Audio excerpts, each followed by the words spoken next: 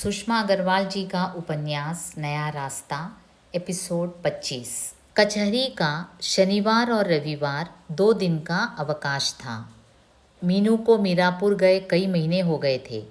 माँ व पिताजी से मिले हुए भी काफ़ी समय हो गया था। इसलिए इन 2 दिनों के अवकाश में मीनू ने मीरापुर जाने का निश्चय किया। अब राजो भी कितनी प्रसन्न थी। उसे जब से वह यहाँ लाई थी, आज पहली बार ही अपने घर जा रही थी। कई बार उसकी माँ के पत्र भी आए जिसमें उसको बुलाने के लिए लिखा गया था, परंतु वह अपनी मीनू दीदी को छोड़कर जाने का साहस नहीं कर पाई थी। जैसे ही मीनू बस में चढ़ी, उसे अपने पड़ोस की मौसी बैठी दिखाई दी। उनके साथ उनकी कोई महिला संबंधी भी थी। मीनू ने उन्हें देखकर उनका अभिवादन किया और उनके आगे की सीट जो कि खाली पड़ी थी उस पर राजो के साथ बैठ गई। तभी मीनू की पड़ोसन मौसी ने पूछा, मीनू, तुम्हारी वकालत तो अब पूरी हो चुकी होगी, अब क्या कर रही हो? मौसी, मैंने अब मेरठ में ही प्रैक्टिस शुरू कर दी है। अच्छा, प्रैक्टिस भी शुरू कर दी है? तब तो मेरठ में ही घर लेकर रह रही होगी। हाँ मौसी, मीनू ने संक्षिप्त सा उत्तर दिया। अरे, बिल्कुल अकेली कैसे रह लेती है तू? मैं अकेली नहीं मौसी, ये राजो मेरे साथ रहती है। कुछ भी हो, जब तक अपने घर का कोई न रहता हो तब तक क्या? मौसी की यह बात मीनू के हृदय में चुभ गई। शायद उन्हें मीनू पर विश्वास नहीं था। मीनू ने सोचा कि यदि मौसी से थोड़ी देर बात की गई तो वे कोई ना कोई और ऐसी बात कह देंगी जो उसके दिल को पीड़ा पहुंचाएगी। इसलिए उसने अपने बैग से उपन्यास निकालकर पढ़ना शुरू कर दिया। मीनू को पढ़ता देखकर मौसी ने अपने साथ बैठी महिला से बातें शुरू कर दी। उस महिला ने पूछा, यह कौन लड़की है जिससे तुम बातें कर रही थी? मौसी बोली, यह हमारे पड़ोस की ही एक लड़की है।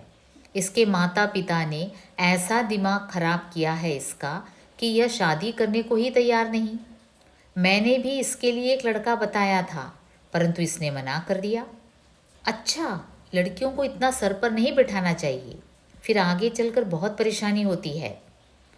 उस महिला ने भी मौसी की बात का समर्थन करते हुए कहा, और तो और इसकी छोटी बहन की शादी हो गई है, इसके भाई की भी शादी हो जाएगी, बस यही कुंवारी बैठी रहेगी।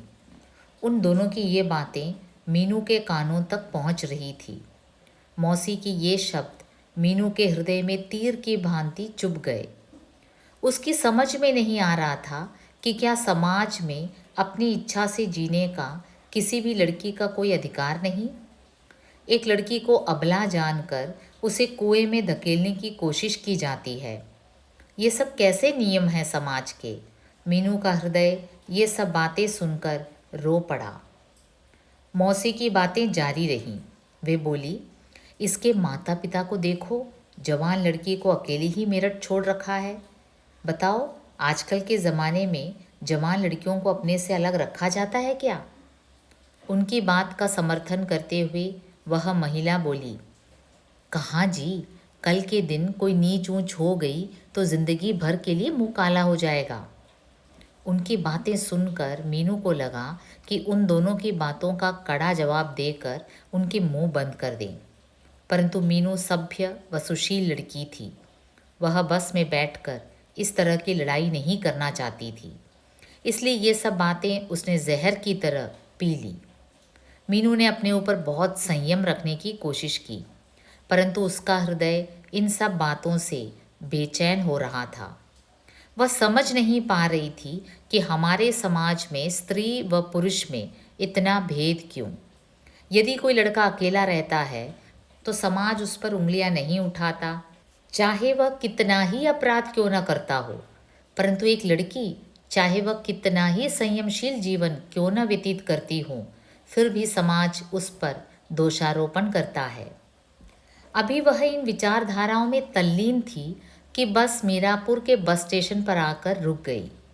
जैसे ही उसने अपना सूटकेस उठाया, उसकी नज़र मौसी पर पड़ी। उन्हें देख मीनू का हृदय घृणा से भर गया। उनकी ओर बिना देखे ही वह अपने घर की ओर चल दी। जैसे ही मीनू घर पहुंची, माँ उसे देखकर बहुत प्रसन्न हुई और बोली, मीनू, कल तुम्हारे पिताजी तुमसे मिलने के लिए मेरठ जाने की सोच रहे थे। अच्छा माँ, मेरी 2 दिन की छुट्टियाँ थी। मैंने सोचा आप लोगों से मिले काफ़ी दिन हो गए हैं, इसलिए चली आई। अच्छा किया बेटी, तुम आ गई हो। तुमसे कुछ आवश्यक बातें करनी हैं। पहले कुछ खा पी लो, उसके बाद बैठकर बातें करेंगे। सफ़र की थकान और मौसी की बातें सुनकर मीनू के सिर में दर्द होने लगा था। वह कुछ देर आराम करने के लिए पलंग पर लेट गई, परंतु उसे आराम कहाँ। उसके मस्तिष्क में मौसी व उनके साथ बैठी महिला के शब्द गूंजने लगे। उसे आभास हुआ कि कहीं उस गुंजन की प्रतिध्वनि से उसके मस्तिष्क की नसें न फट जाएं। उसने अपने को संयमित किया और माँ के पास चली गई। उसे देखकर माँ बोली, बेटी मीनू, तुम्हारी प्रैक्टिस अब कैसे चल रही है? माँ, पिछले 2 महीने में तो मुझे 3,000 से 4,000 रुपये तक मिल गए हैं। वैसे अभी बहुत ज़्यादा समय नहीं हुआ है, 1-2 वर्ष में तो आशा है और अच्छी चलेगी। हाँ बेटी, परिश्रम का फल तो अवश्य ही मिलता है। तुमने इस योग्य बनने के लिए ही तो दिन रात एक कर दिया था। ईश्वर भी उन्हीं की सहायता करता है जो अपनी सहायता स्वयं करते हैं। तुमने कठिन परिश्रम किया, ईश्वर ने तुम्हें उसका फल दिया। हाँ माँ, इसमें आपका भी बहुत बड़ा योगदान व आशीर्वाद रहा है। यदि आपका सहयोग न मिलता तो शायद मैं इस योग्य कभी न बन पाती। मीनू, अब तो तुम अपने पाँव पर खड़ी हो गई हो, वकालत में काफ़ी पैसा कमा रही हो, परंतु बेटी, एक लड़की की ज़िंदगी सिर्फ यहीं तक सीमित नहीं है। बेटी, तुम्हारे अंदर चाहे कितनी ही योग्यता क्यों ना हो, फिर भी तुम एक लड़की हो। माँ, लड़की होना कोई गुनाह तो नहीं? नहीं बेटी, पर जब तक लड़की का विवाह नहीं हो जाता तब तक समाज चैन नहीं लेने देता। सबके हृदय में गलत भावनाएं शीघ्र ही प्रवेश कर जाती हैं। एक कुंवारी युवा लड़की को देखकर सभी उंगलियां उठाते हैं। तो माँ, आपकी इच्छा है कि मैं विवाह कर लूँ? हाँ बेटी, परसों मेरठ से मायाराम जी व अमित आए थे। कैसे आए थे माँ? तुम्हारा हाथ मांगने। अच्छा। हाँ मीनू, मायाराम जी अपनी पिछली गलती पर बहुत शर्मिंदा थे। कुछ सोचते हुए मीनू सिर्फ हूँ ही कह सकी। अमित ने सिर्फ इसी भूल का प्रायश्चित करने के लिए आज तक विवाह नहीं किया। कुछ देर तक सोच विचार करने के बाद मीनू ने जवाब दिया, माँ, जैसा आप उचित समझें वैसा ही करें। उसके इस बात में स्वीकृति के लक्षण झलक रहे थे। इस स्वीकृति को पाकर माँ ने चैन की सांस ली। मीनू ने अपने पिताजी से स्पष्ट शब्दों में कह दिया था कि वह किसी भी प्रकार की फिजूल खर्ची पसंद नहीं करेगी।